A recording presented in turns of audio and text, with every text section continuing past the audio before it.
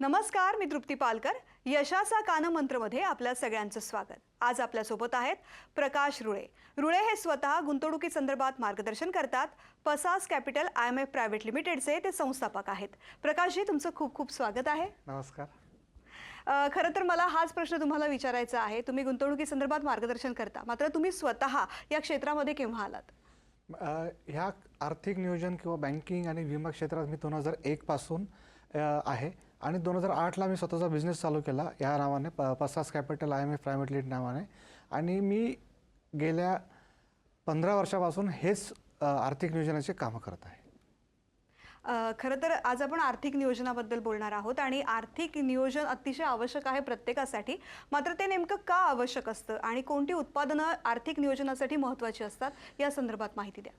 आर्थिक नियोजन हा इतका महत्त्वाचा भाग आहे की जेव्हा आपण एखादा ट्रॅव्हल प्लॅन करतो तेव्हा आपण प्लॅनिंगनीच करतो. तसंच ही आर्थिक जी आपण कष्टाने मिळवलेली जी जमापुंजी असते, जो पगार असतो किंवा जे इन्कम असतं, याचं प्रॉपर आर्थिक नियोजन करणं खूप गरजेचं आहे की जे भविष्यात तुम्हाला तुमचे गोल, तुमचे मुलांचे शिक्षण, मुलांचं मॅरेज, तुमचं रिटायरमेंट प्लॅनिंग याकरता तुम्हाला त्याचा खूप चांगला उपयोग होतो. याकरता आपल्या लाईफमध्ये किंवा आपल्या आर्थिक नियोजनामध्ये तुम्हाला life insurance, health insurance, mutual fund, fixed deposit, gold, property हे असे व्हेरियस प्रोडक्ट असणं गरजेचे आहेत. सर, मुळात आर्थिक नियोजन करायचं असेल तर त्यासाठी आधी आर्थिक नियोजन करावं लागतं. म्हणजे आपल्याकडे काहीतरी एक ठराविक रक्कम असावी लागते, जिची गुंतवणूक करू शकतो, नियोजनामध्ये त्यातून फायदा मिळू शकतो. तर ही रक्कम मिळवण्यासाठी पहिले सुरुवातीला कशी गुंतवणूक करायची? मॅडम, जेव्हा आपण आर्थिक नियोजन करतो तेव्हा असं नाही की खूप मोठी रक्कम असली पाहिजे. तुम्ही छोट्या रकमेपासून सुद्धा आर्थिक नियोजन करू शकतात. जसं की तुमचा जे काय महिन्याचा जो काही तुमचा उत्पन्न असेल त्या उत्पन्नाच्या 10% तुम्ही सुद्धा आर्थिक नियोजन स्टार्ट करू शकतात. पण ते डिसिप्लिनने झालं पाहिजे, तरच त्या आर्थिक नियोजनाचा फायदा होतो. सर, आर्थिक नियोजनामधला एक महत्त्वाचं प्रोडक्ट म्हणता येईल जे म्हणजे जीवन विमा. तर जीवन विमा किती आवश्यक असतो, त्याच्या संदर्भातली माहिती सांगा. जीवन विमा हा परिवाराला पूर्ण आर्थिक कवच देतो की ज्या व्यक्ती कमवणारा असतो त्याचा जर काही कारणास्तव मृत्यू झाला तर परिवाराला एक टर्म इन्शुरन्सद्वारे त्याला एक मोठी रक्कम मिळते परिवाराला. आणि ती रक्कम ती जी व्यक्ती असते, नॉमिनी असते, ती एक FD किंवा म्युच्युअल फंडमध्ये गुंतवणूक एक रेग्युलर इन्कम घेऊ शकते आणि पूर्ण फॅमिलीला ती आर्थिक कवच घेऊन ती करू शकते. सर, खरं तर जीवन विमा आणि आरोग्य विमा यातला बऱ्याचदा फरकच लोकांना कळत नाही की नेमका यामध्ये फरक काय असतो. आणि काहींना असं वाटतं की जीवन विमा घेतला म्हणजे मला आरोग्य विमा घेणं आवश्यक नाही आहे. बऱ्याचदा त्याकडे दुर्लक्ष होतं. तर या दोघांमध्ये फरक काय आहे आणि जीवन विम्याबरोबर तर आरोग्य विमासुद्धा किती महत्त्वाचा आहे? जीवन विमा हा तुमच्या फॅमिलीला कवच देतो आर्थिकद्वारे. आणि आरोग्य विमा जो आहे तुमच्या हॉस्पिटलमध्ये जो लागणारा खर्च आहे त्या खर्चाचा पूर्ण जो काही आहे ते तुम्हाला देतो. ॲडमिशन होण्या अगोदर आणि तुमचा डिस्चार्ज नंतर जो काय खर्च लागतो तो तुमचा डॉक्टरला जी फी देतो त्यामध्ये तुमची सेविंग्स पूर्ण खाऊन घेतो. तुमची जी आज कष्टाने केलेली FD असते किंवा गोल्ड असतं तर ती पूर्ण एक्झॉस्ट करून टाकतो. जर आरोग्य विमा असेल तर त्याची गरज नाही पडत. जर एखाद्याकडे आरोग्य विमा नाही आहे तर तो काय करतो, एकतर FD मोडतो किंवा गोल्ड आपलं जे आहे विकून डॉक्टरची फी भरतो किंवा पर्सनल लोन काढून किंवा कोणाकडनं उधार घेऊन ते व्यक्ती हॉस्पिटलचं बिल पे करतो. तर आरोग्य विमा हा खूप गरजेचा आहे, कारण की जशी महागाई वाढत चालली आहे तसा आरोग्य विमा पण गरजेचा आहे. जसं आपण आता विम्याबद्दल बोललो तसं गुंतवणूक सुद्धा महत्त्वाची आणि त्या संदर्भातच तुम्ही खरं तर मार्गदर्शन करता. तर जर गुंतवणूक करायची असेल तर त्यासाठी एक योजना अत्यंत आवश्यक आहे. तर ही योजना कशी आखायची?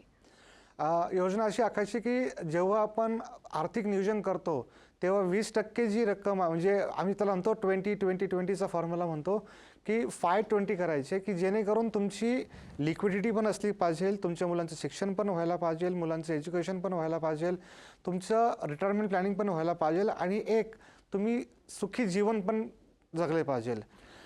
20% जे आहे ही लिक्विडिटी असते पाहिजे की जे तुम्हाला इमर्जन्सी लागणारा खर्च आहे किंवा इमर्जन्सी एखादा चांगला घरात सोहळा असतो त्याच्याकरता तुम्हाला लागतो. 20% जी तुमच्या मुलांच्या एज्युकेशन आणि मॅरेज करा तुम्ही करू शकतात. 20% रक्कम तुम्ही तुमच्या रिटायरमेंट प्लॅनिंग करता करू शकतात, जेणेकरून तुम्हाला वयाच्या 58 नंतर 60 नंतर जे इन्कम बंद होणार आहे ते एक रेग्युलर इन्कम देण्याकरता तुम्हाला एक खूप छान प्लॅन करता येईल. चौथी गोष्ट आहे की तुम्ही जी 20% रक्कम जी आहे फ्युचरमध्ये हेल्थ इन्शुरन्सचा प्रीमियम जो वाढत चालला आहे त्याच्या प्लॅनिंग करता तुम्हाला लागणारा पैसा आहे तो तुम्ही आत्तापासून करू शकता. आणि 20% रक्कम जी आहे तुम्ही तुमच्या FD किंवा RDवर ठेवू शकतात की जे तुम्हाला सुरक्षित एक गॅरंटेड इन्कम देऊ शकतं. अच्छा. सर, एखादाला जर आपण निवृत्तीची योजना तयार करायची असेल तर कसा सल्ला द्याल? कारण सगळ्यात महत्त्वाचं, आपण आयुष्यभर कष्ट करतो, पैसे कमवतो, मात्र रिटायरमेंट नंतर काय किंवा एका ठराविक वेळानंतर आपण थांबल्यानंतर काय, याचं नियोजनच कोणी करत नाही.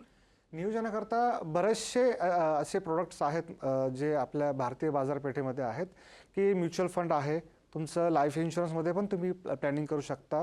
आणि सेकंड थिंग युलिप प्लॅन घेऊ शकतात. तर नॉर्मली आम्ही सजेस्ट करतो लोकांना की तुम्ही म्युच्युअल फंड घ्या. कारण की म्युच्युअल फंड का? कारण की म्युच्युअल फंड हे तुमच्या इन्फ्लेशनला बीट करतं. एक छोटी रक्कम जाते आणि छोटी रकमेतून तुम्ही मोठी रक्कम आज कॉर्पस बनवून तुम्ही SWPद्वारे तुम्ही आज पेन्शन घेऊ शकता लाईफ टाईम करता. सर, मुदत ठेवी हा गुंतवणुकीचा एक चांगला पर्याय मानला जातो. अनेक जण त्यावरती ट्रस्ट करतात. तर हा पर्याय नेमका कसा फायद्याचा असतो? हा फायदा असा असतो की काही लोकांना म्युच्युअल फंडवर ट्रस्ट नसतो किंवा म्युच्युअल फंडमध्ये रिस्क आहे किंवा म्युच्युअल फंडमध्ये उद्या मला जेव्हा गरज लागेल तेव्हा मला कमी किंमत मिळेल का, तर त्याकरता FD करणं गरजेचं आहे, जी 5 वर्षाकरता 3 वर्षाकरता असते आणि FD केलीच पाहिजे. अच्छा. सर, गुंतवणुकीचे आणखीन बरेच पर्याय आहेत. त्यातला म्युच्युअल फंड जसं म्हणालात की बऱ्याच जणांचा विश्वास नसतो, पण आता हल्लीच्या काळात जेवढी जागरूकता निर्माण झालेली आहे विविध माध्यमातून आणि तुमच्यासारखे जे आर्थिक सल्लागार आहेत त्यांच्या माध्यमातून, लोक हळूहळू म्युच्युअल फंडकडे वळू लागलेले आहेत. तर हा पर्याय किती फायद्याचा आहे? म्युच्युअल फंडमध्ये जे आपण गुंतवणूक करतो याच्यामध्ये तुम्हाला जी महागाई जशी वाढत चालली आहे त्याप्रमाणे बीट देणार, महागाईला तुमचं बीट करण्याकरता म्युच्युअल फंड इतकं सुंदर प्रोडक्ट आहे की ज्यामध्ये आपण रोज जे रेग्युलर यूज करतो, सर्व्हिसेस म्हणा, प्रोडक्ट म्हणा, त्यामध्ये ही लोक इन्व्हेस्ट करतात आणि इन्व्हेस्ट करून जो काही फायदा होतो तो आपला शेअरिंग बेसिसवर येतो. तर हा गुंतवणुकीचा एक सुंदर एक प्रोडक्ट आहे ज्यामध्ये तुम्ही इन्व्हेस्टमेंट करू शकतात आणि रिटर्न्स जर पकडले आपण तर लॉंग टर्मला तुम्ही 12 ते 15% तुम्हाला रिटर्न मिळू शकतात. सर, तुमच्याकडे बरेच जण सल्ला घेण्यासाठी येतात आणि तुम्ही खूप सुंदर मार्गदर्शन प्रत्येकाला करता. म्युच्युअल फंडचे नेमके प्रकार काय आहेत आणि कशा पद्धतीने त्यामध्ये स्टेप बाय स्टेप गुंतवणूक करता येऊ शकते? म्युच्युअल फंडमध्ये डेट म्युच्युअल फंड्स आहेत, इक्विटी म्युच्युअल फंड्स आहेत, थीमॅटिक म्युच्युअल फंड्स आहेत, असे बरेच प्रकारचे विविध प्रकारचे category sector wise mutual funds आहेत. जेव्हा म्युच्युअल फंडमध्ये लोक इन्व्हेस्ट करतात आम्ही जरा सांगतो की तुम्ही त्याच्यामध्ये पण छोटी छोटी रक्कम करून इन्व्हेस्ट करून एक पोर्टफोलिओ चांगला बनवा. जसं भारतीय बाजारपेठेमध्ये लार्ज कॅप मिड फंड आहेत, लार्ज मिड कॅप फंड आहेत, स्मॉल कॅप आहेत, मिड कॅप आहेत. त्याप्रमाणे आम्ही 2008 पासून पोर्टफोलिओ आज लोकांचे मॅनेज करत आहोत आणि सुंदरपणे खूप लोकांचे पोर्टफोलिओ बनलेले आहेत. बरेचसे उदाहरणं माझ्याकडे आहेत की जे तुम्हाला मी शेअर करू शकतो. जसं एखादं उदाहरण? हां, जसं की एक माझे क्लायंट आहेत ज्यांची आम्ही SIP 2015 पासून चालू केली होती. त्या स्टेपअप तेव्हापासून चालू केलेलं आहे. दर वर्षाला ₹500 मी स्टेपअप चालू केली. आज त्यांचा टोटल इन्व्हेस्टमेंट जो पोर्टफोलिओ आहे 7 लाख रुपये आहे आणि त्याची आजची व्हॅल्यू ही 17 लाखापर्यंत आहे. आत्तापर्यंत त्या फंडने रिटर्न जे दिलेले आहेत 17% आहेत.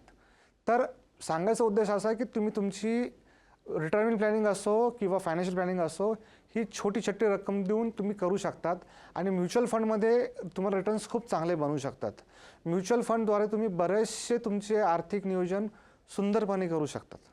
सर, जसं तुम्ही आत्ता एक उदाहरण सांगितलं की कशा पद्धतीने तुम्ही मार्गदर्शन केलं, त्यांचा पोर्टफोलिओ मॅनेज केला आणि फायदा झाला, पण अशी पण काही उदाहरणं असतील ना की खूप लॉस घेतात मार्केटमध्ये आणि त्यानंतर तुमच्याकडे येतात?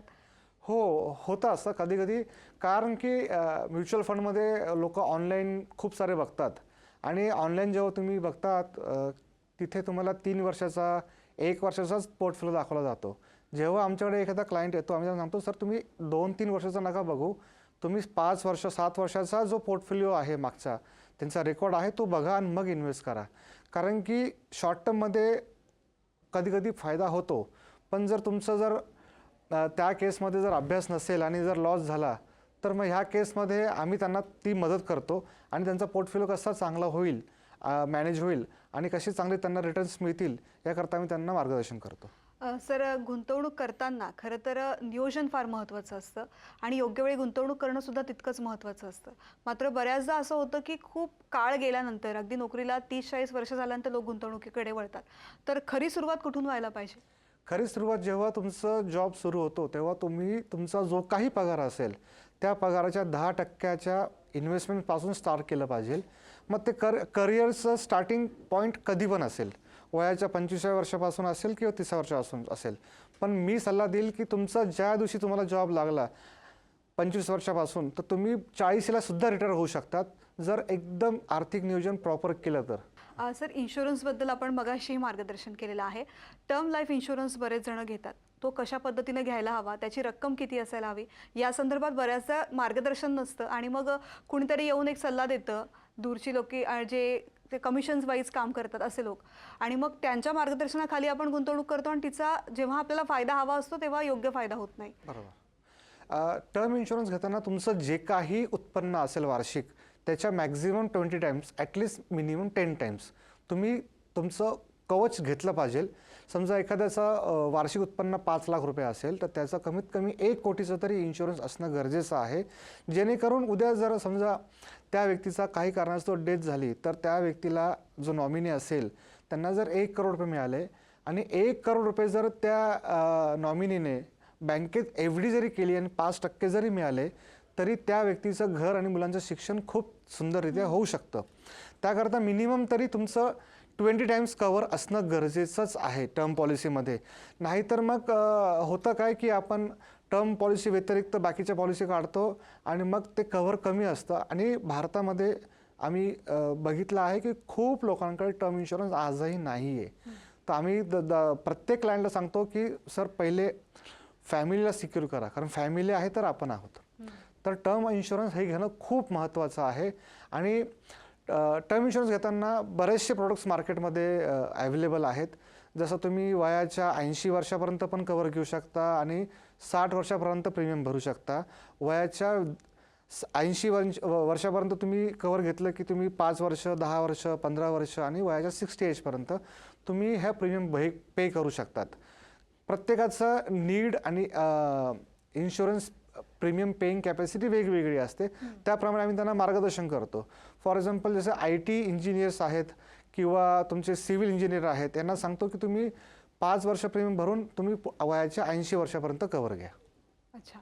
आणि ह्याचा फायदा नेमका कशा पद्धतीने होतो? कारण तरुणांना आपण मगाशी म्हणालो की गुंतवणूक लवकर करत नाहीत, मात्र पगार सुरू झाला की एन्जॉयमेंट सुरू होते. हो, हो. त्यामुळे मग या सल्ला कशा पद्धतीने द्याल तरुणांना ज्याचा फायदा त्यांना होऊ शकतो? मी सांगेल की जर एखाद्या व्यक्तीचं आज पॅकेज समजा 5 लाख असेल, 10 लाख असेल, तर त्या व्यक्तीने आपलं जे काही गुंतवणूक आहे ही पहिले आपल्या फ्युचर करता, 5 वर्षाकरता, 10 वर्षाकरता अशी प्लॅनिंग करायची की जिथे मला कुठेही प्रकारचा अमाऊंट कमी पडली नाही पाहिजे. नॉलेजमध्ये कसं एक तुम्हाला वाढवता येईल तुमच्या करिअरमध्ये, त्याकरता तुम्ही इन्व्हेस्टमेंट वेगळी करा, तुमच्या रेग्युलर लाईफमध्ये इन्व्हेस्टमेंट वेगळी करा. अशा बरेचसे इन्व्हेस्टमेंट्स आहेत. तर तरुणांकरता आम्ही काय सांगतो की सर, तुम्ही जी काही इन्व्हेस्टमेंट आहे ही इन्व्हेस्टमेंट जर तुमच्यावर लोन नसेल तर तुम्ही 20% 30% वाढवा. बरेचसे तरुण काय करतात, गाडी घेतात, मोबाईल घेतात, ते घेतलेच पाहिजे. पण कधी जेव्हा तुमच्याकडे ऑलरेडी त्या रकमेची एक गुंतवणूक असेल, म्हणजे जेणेकरून तुम्हाला उद्या जर EMI भरायची वेळ आली आणि जर जॉब नसेल तेव्हा काही कारणास्तव, तर तुम्ही त्या गुंतवणुकीमधून तुम्ही ते पैसे भरू शकतात. सर, असा एक ट्रेंड आहे आता की बऱ्याचदा मोबाईल हातामध्ये असतो, सोशल मीडियाचा वापर सहजपणे करतो, रील्स बघतो, काहीतरी व्हिडिओज बघतो, काही टिप्स पाहतो आणि इन्व्हेस्टमेंट करतो. हे किती नुकसानदायक ठरतं? जे सोशल मीडियावर बघून, रील्स बघून इन्व्हेस्टमेंट करतात, झालं काय, भारतीय बाजारपेठेमध्ये ऑलमोस्ट 40 ते 42 आज म्युच्युअल फंड कंपन्या आहेत.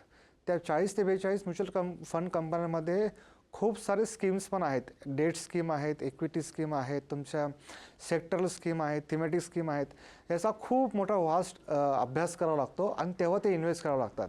त्याकरता स्पेसिफिक फंड मॅनेजर जे आहेत प्रत्येक म्युच्युअल फंड कंपनीचे, हे अभ्यास करून पैसे इन्व्हेस्ट करतात. पण होतं काय, प्रत्येक वेळेस तेच प्रोडक्ट तुम्हाला चालेल असं नसतं. कारण रिटायरमेंट प्लॅनिंग करता वेगळं प्रोडक्ट असतं, तरुणांकरता वेगळं प्रोडक्ट असतं. जे पण तुम्ही आर्थिक नियोजन करतात तर एज वाईज जे असतं, वयानुसार जे असतं त्याचे रिस्क असते, त्याचं रिस्क अलोकेशन असतं, त्याप्रमाणेच ते इन्व्हेस्टमेंट केली पाहिजे. नाहीतर होईल काय, 50 एजच्या व्यक्तीने जर स्मॉल कॅप घेतला आणि त्याचे अर्ली रिटायरमेंट असेल आणि जर स्मॉल कॅप फंड समजा जर नाही रिटर्न दिले तर मग त्याचा लॉस होऊ शकतो. तर असे विविध प्रकारचे प्रोडक्ट्स आम्ही एजनुसार आम्ही सल्ला देतो की तुम्ही ह्याप्रमाणे घ्या, जेणेकरून तुमचं लॉस पण नाही होणार आणि तुमचं आर्थिक नियोजन चांगलं होईल. सर, तुम्ही सांगता की म्युच्युअल फंड किती फायद्याचा आहे किंवा विमा किती फायद्याचा आहे, मात्र हल्ली लोकांच्या मनात असं आहे की मला लगेच नफा मिळवायचा आहे, म्हणून मग शेअर मार्केटमध्ये थेट गुंतवणूक केली जाते. ती किती नुकसानदायक ठरते? मॅडम, शेअर मार्केट असो किंवा म्युच्युअल फंड असो किंवा तुमची प्रॉपर्टी असो किंवा तुमचं करिअर असो, आम्ही असं सांगतो की ह्या जे 4 प्रोडक्ट सांगितलेत मी तुम्हाला, याच्यामध्ये रात्रीतून किंवा 1 महिन्यात किंवा 3 महिन्यात किंवा 1-2 वर्षात कुठल्या प्रकारचं खूप प्रॉफिट येत नाही. कारण की प्रत्येक प्रोडक्टला तुम्ही जर 7 वर्ष दिले, तुम्ही मागचा कुठलाही पास्ट परफॉर्मन्स कुठल्याही प्रोडक्टबद्दल, म्युच्युअल फंड असो, स्टॉक मार्केट असो, तुमचं प्रॉपर्टी असो, याला एक वेळ द्या, तो तुम्हाला खूप चांगले रिटर्न देईल. कारण की कुठली प्रॉपर्टी लगेच तुमची रिटर्न देत नाही. तसंच स्टॉक मार्केटमध्ये पण अभ्यास करून पैसे टाकले तर तुमचे लगेच प्रॉफिट मिळत नाही. तर एक त्याला वेळ दिला पाहिजे. वेळ दिल्यानंतरच पैसे मिळतात.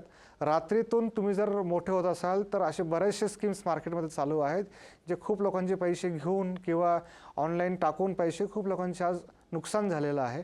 तर आम्ही असं सल्ला देतो की तुम्ही लाँग टर्म टाका. जे पण इन्व्हेस्टमेंट कराल ही लाँग टर्म करा, जेणेकरून तुमचे पैसे तुम्हाला लाईफ टाईम एन्जॉय करता येतील. सर, तुम्ही 2008 पासून या क्षेत्रामध्ये आहात. जवळपास 1300 कुटुंबांना आर्थिक नियोजन करण्यासाठी, गुंतवणूक करण्यासाठी मार्गदर्शन केलेलं आहे. 2008 पासूनचा आज 2025 पर्यंतचा काळ, किती फरक तुम्हाला जाणवतोय? खूप फरक जाणवतोय. कारण 2008ला जेव्हा आम्ही बिझनेसमध्ये आलो तेव्हा मार्केट 21,000 सेन्सेक्स होतं आणि जेव्हा मार्केट खाली आलं 2008-9च्या बरोबर मिड मार्च एप्रिलपर्यंत, तेव्हा सेन्सेक्स होता 8,500 7,500. तर तिथून लोकांचं जसं इन्कम वाढत गेलं तसं लोकांचे सेविंग्स वाढत गेल्या. आम्ही असं सांगतो की 2008ला जेव्हा आम्ही चालू केलं तेव्हा आमच्याकडे 2,000ची SIP सुद्धा येणं खूप कठीण होतं. आज तीच SIP आज लोकांना म्युच्युअल फंडवर एवढा विश्वास आहे की रिटर्न्स खूप चांगले बघितल्यामुळे आज लोकांच्या 20,000 50,000च्या SIP येत आहेत. याचं कारण असं आहे की तुम्ही सगळ्यांनी भारतावर विश्वास ठेवा. भारतामध्ये एवढं चांगलं पोटेन्शियल आहे इन्व्हेस्टमेंट करता. आजही 140 करोड लोकसंख्येपैकी फक्त 7 करोडपर्यंत लोक आज इन्व्हेस्टेड आहेत. अजून 7 करोड जर आपण जर ॲड केले तर आजचं जे सेन्सेक्स आहे तुमचं 78,000 समथिंग आहे, तर तुमचं आज बघा किती होऊन जाईल. तर आज तुम्ही इन्व्हेस्ट करा आणि मी सांगेल भारतीय अर्थव्यवस्थेवर आणि भारतीय जनसंख्येवर विश्वास ठेवा. कारण की हेच लोक आपल्याला आज गुंतवणूक करून आपल्याला पैसे देत आहेत, खर्च करत आहेत. एक एक्झाम्पल देतो मी आपल्याला की 140 करोड लोक रोज असे प्रोडक्ट्स यूज करत आहेत की जे आम्ही यूज करत आहोत. FMCG प्रोडक्ट आहे, बँकिंग प्रोडक्ट आहे, बँकिंगच्या सेवा यूज करत आहे, ॲटो सेक्टरमधले आहेत. हे चालूच राहणार आहे. तर याची वाढ होत राहणार आहे, याच्यावर इन्कम येत राहणार आहे आणि याच्यावर प्रॉफिट येऊन म्युच्युअल फंड कंपन्या, जे म्युच्युअल फंड गुंतवणूकदार आहेत यांना परतावा देत राहतील. अच्छा सर, खूप सुंदर मार्गदर्शन केलं तुम्ही आणि इतकी छान माहिती दिलीत.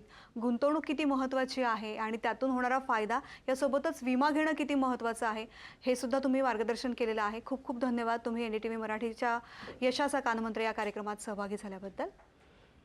आणि यशाचा कानमंत्र या कार्यक्रमामध्ये आता वेळ झाली इथेच थांबायची. नमस्कार.